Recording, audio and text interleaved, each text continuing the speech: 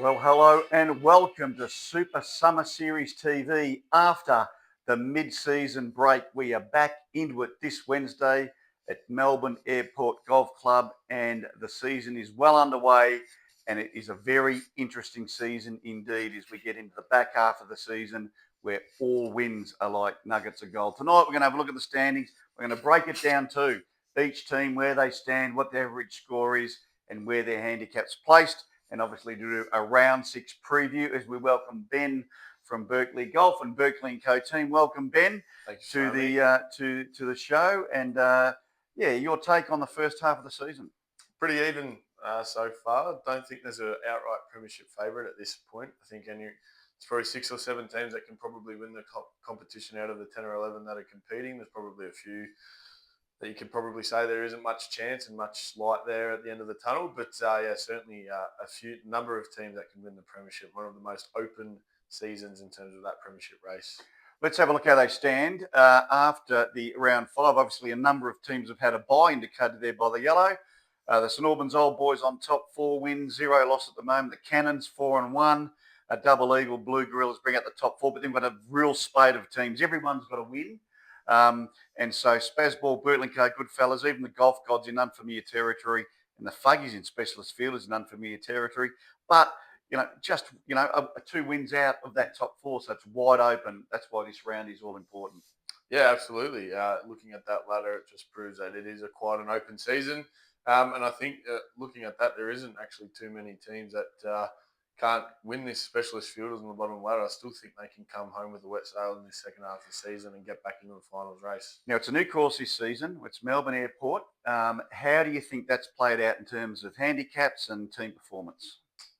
I think it's a different course to Melton. I think Melton challenges you a little bit more than the Melbourne Airport in terms of you've got to think about your shot selection a bit more.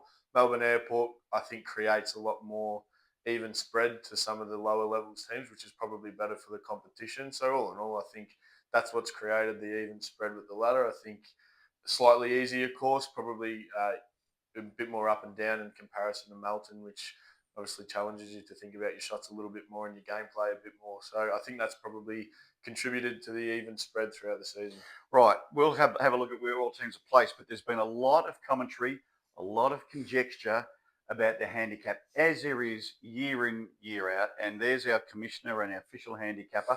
We will have a statement released on Wednesday from BJ, the handicapper, that puts to rest all the commentary about why don't, if I have a replacement player and it's a lesser golfer than my usual partner, he'll break that down.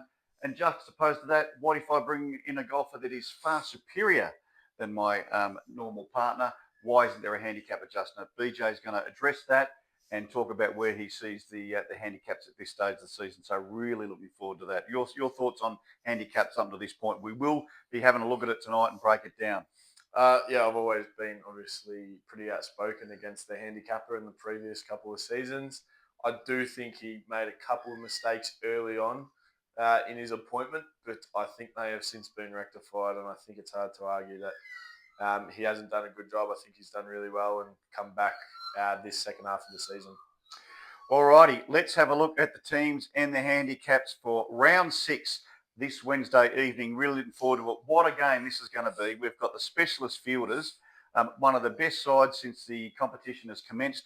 Last on the ladder, that is such unfamiliar territory for the Fielders. 1-4, up against Live Golf, 9th. Have a look at their average, both averaging 37 off the stick. So this is where this really shapes up. And let's have a look at, so they had the bye last round with golf. The Fielders brought in a 34. They had a plus 2.5 handicap up to 34.25. Bit of a clip there by the handicapper this time, going to 1.25 plus, and Live Golf on 0.5. So based on an average, I'm kind of feeling Live Golf might have the slight advantage this Wednesday night. Yeah, absolutely. I mean, father v son, Mitch Jamison will be certainly trying to trounce the old man in this round. I think it's pretty even. I think the Specialist Fielders, this will be a big scalp for them. If they can knock off Live Golf, they can get that steam train rolling into finals.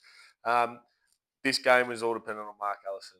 again, we need him to step up. He had a couple of good performances to finish off the first half of the season last year. He needs to continue that form to help BJ get the win and obviously keep their finals chances going.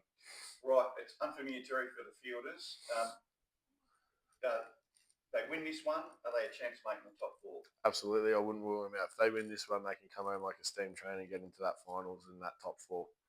All right, let's have a look at the next one. It is Spazball up against the Blue Gorillas. So Spazball 2-2, sitting in fifth, so just outside the Blue Gorillas in fourth. So it's fourth versus fifth here. They've got 3 wins, Blue Gorillas. Average score, not much separating these two either. So we've got Peter Horn with Dave Driscoll this year, partnering up in him after Coggers was dumped, up against the Blue Gorillas. Matty Mullins is back. Now, I don't know whether he's had a chance to get out of the course of this mid-season break after his injury, but I think he needs to if the Blue Gorillas a chance. And let's have a look at the handicaps. 2.25 for Spazball, 3.25 for the Gorillas. How do you see this one? Very evenly placed with the average score and handicaps. Oh, I can't split this one. This is probably game of the round, just about. Both teams needing a win. Obviously, the Blue Gorillas weren't too happy with their loss just before the mid-season break, which came, unfortunately, to Berkeley and Co. I do think it's going to be a tight one. I can't split it. I'm going to give Blue Gorillas the nod just on handicap, given they've got the one-shot advantage. Although Peter Horn will be out to try and get another scalp and get that to a 3-2, 3-2 and get the win-loss ratio up above an even split. Well, it's great to see Matty Mullins back on the course and back partnering with Jono for the Blue Gorillas. This is really a crunch game for both teams as they vie for that all-important top four spot to secure a final spot. Let's have a look at the next one. It is the Golf Gods up against Double Eagle. The Golf Gods averaging 34.8, sitting in eighth. Again, a little bit of unfamiliar territory for the Gods. Double Eagle in third, probably gifted that slot really from their early generous handicap of 9 that they started the season with. They've come down a little bit now with their handicap, and I think we might see them struggle a bit. You might have a comment to make on that. But the round 6 handicaps is 2+ for the Gods and 3.25 for the Double Eagle. But I'm not thinking 5.25 shots is going to worry the Golf Gods much against Double Eagle. How do you see this one? Well, in footy tipping, you can get a certainty competition. This is my certainty. Golf Gods will win this week. I don't think Andrew Graham will trouble him. No Jules Guerra this week. We know he's unavailable. Andrew Graham does have a ring in who he thinks is up to the standard of the most talented team in the competition, with Mickey Hay and Lucas Elliott. After playing at Kringle with Lucas Elliott on Tuesday, I can't see Andrew Graham getting anywhere near him. He shot even par around Kringle off his own stick. It's a Golf Gods here to lose. They'll win this. Andrew Graham, it's a different season for him this year. He's not a filling player who can come in and pretend he's the maverick and the difference between winning and losing. This is his team. Is he up to the pressures and the challenges of leading a team week in, week out? And when the losses go, where does the blame lie? Well, he had a hot start due to a very generous handicap, and that's one of the mistakes I was critical of the handicapper at the start of the season. He came in with a handicap of 8. He got two quick wins to start the season, and then he's ended up 3-2. And obviously, with that handicap adjustment now at 3.25, it's sort of evened out a bit. He got the right correction from the handicapper. So I think with that handicap being about where it should be, I think the Golf Gods will win and win comfortably. And how do you rate Double Eagle's chances coming into the back half of the season? And the Golf Gods, how do you see them finishing on? They'll be fighting for finals. I still think they'll be fighting for finals, but I think they're probably the team most likely to miss in that battle for and finals. The Gods, they got what it takes to come back and have a real tilt in a premiership after their devastation last year, losing to the Thuggies? Absolutely. I think, Lucas Elliott is the most determined golfer I think I've seen in terms of, particularly in this competition, always striving to get better. He'll help Mickey Hay, and Mickey Hay can obviously hit a golf ball just as well. So, I certainly think they'll make a charge for the finals. The putt from Jeff Reeves last year on the 16th at Melbourne in that semi-final really, I think that still stings the gods. Oh, there's the round one loss to the St Albans Old Boys that still stings. That I think Lucas Elliott said he didn't sleep for a week after losing that game. So I think, yeah, there's certainly some fire in the belly from Lucas Elliott. He'll come out firing, and I think this half of the season we'll see a new dynamic, and we'll see them cruise into the top four, in my opinion. All right, let's have a look at another big game. Berkeley and Co. up against the Fuggies. Your Berkeley and Co. sitting sixth, 2-2. The Fuggies are 10th, 1-4. An average of 41.25, an average of 42. Very evenly placed teams here in terms of their average. You've got coming in with a handicap of 5, unchanged from the last round. And the Fuggies come in, they just go out by 0.25. So it's virtually an off-the-stick game. Now, Dave Sortino is out for the Fuggies for at least the next few rounds, at least, potentially for the season. We wish Dave all the best in his recovery. He's had a procedure that he's undergone. We wish him all the best. But what it does mean is that Jeff Reeve now steps up into that number one spot as skipper of the Fuggies. Has he got the resilience? Has he got that determination, that skill, that mindset, and the resolve to lead a team in the crunch of a competition like the Super Summer Series? No, he doesn't. I think Jeff Reeves will have to be carried by another Sortino. We know Rory's filling in as the fill-in player. Firstly, obviously, I just want to touch on get better, Dave, and all the best with your recovery. Rory obviously played last year, and he played against Berkeley and Co. or Berkeley Golf back then.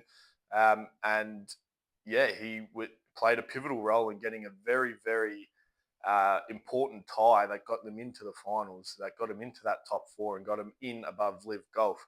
And Rory Sortino was the difference in that game that got him that all-important tie.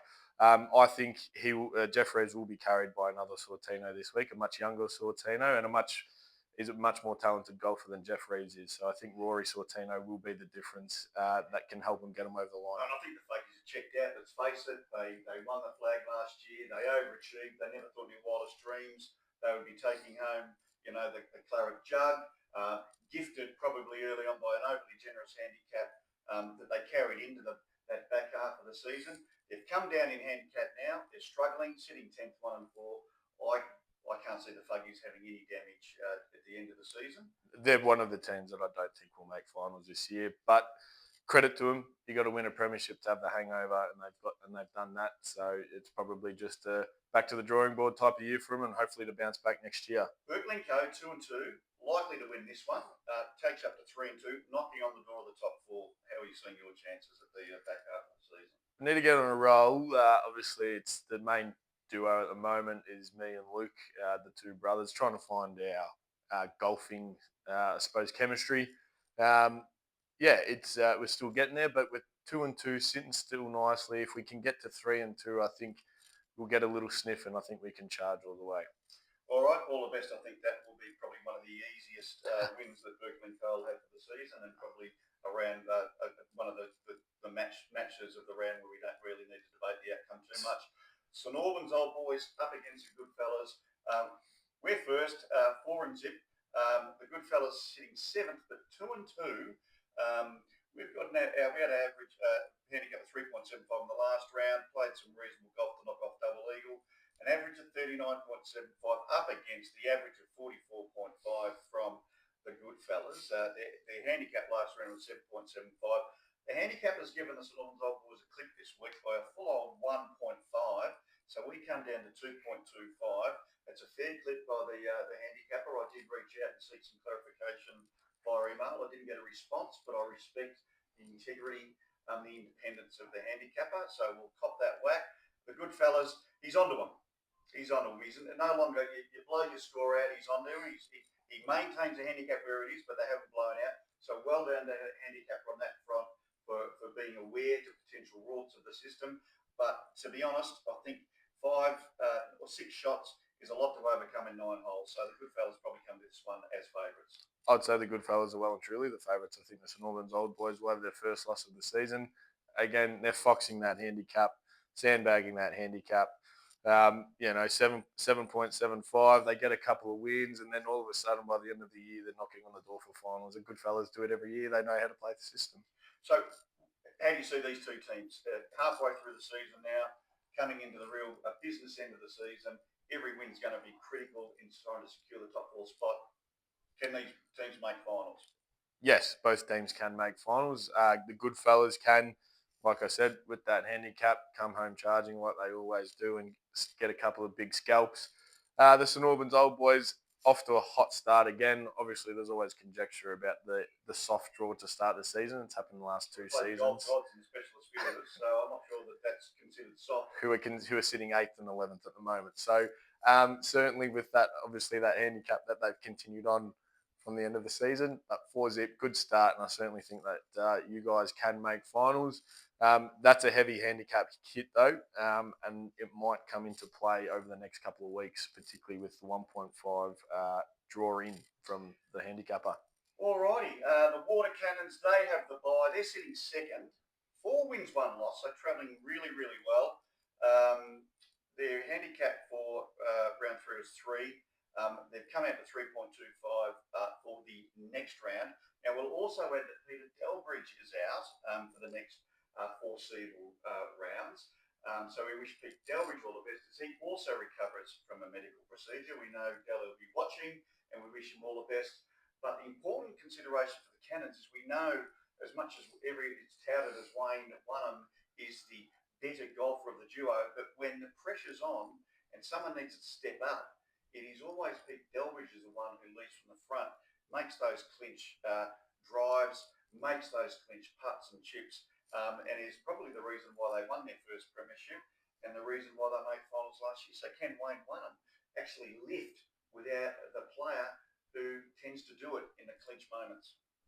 No, you can't. I think Wayne Wyndham will miss Pete Delbridge. I think he needs that leadership position from his partner. I don't think he has it in him. We know he's, obviously a vets premiership winning captain. He's a premiership winning coach. But when it comes to golf, he does succumb to pressure. Back 9 at Kringle this week. He should have smashed me. Should have won by 5 or 6 shots, and we ended up in a tie. And I probably coughed up a win in the end to beat him, and obviously got him on the Stableford points. And I saw him crumble on the back 9 after a very good front 9, and I don't think he's got it in him. And I think we'll see him crumble the second half of this season. He's doing his best to get Mopper Thorley as his partner, knowing that Mopper can do a bit of the heavy lifting. So I know he's in heavy negotiation with Mopper to be his regular fill-in player while Pete Delbridge is out. We'll see how that one pans out. But he needs Mopper if the Cannons are to stay in the top 4 and have a threat at finals. Absolutely, and I think it won't be a surprise if Mopper's handed the captaincy straight away, a bit like that Chris Judd trade all those years ago for Josh Kennedy, where his captain of West Coast went to Carlton and got given the captaincy. So I think that's what will happen with Mopper. Righto, that's how they stand. That's how they're coming into round 6. That is the analysis and how we see teams performing to the end of the season. Ben, thank you very much for your insights. We will be there back at Melbourne Airport this Wednesday evening. There are a few outstanding registration fees that haven't yet been paid. I'm not going to name names, but I'll put them on the screen so people can see for themselves. Please pay that registration.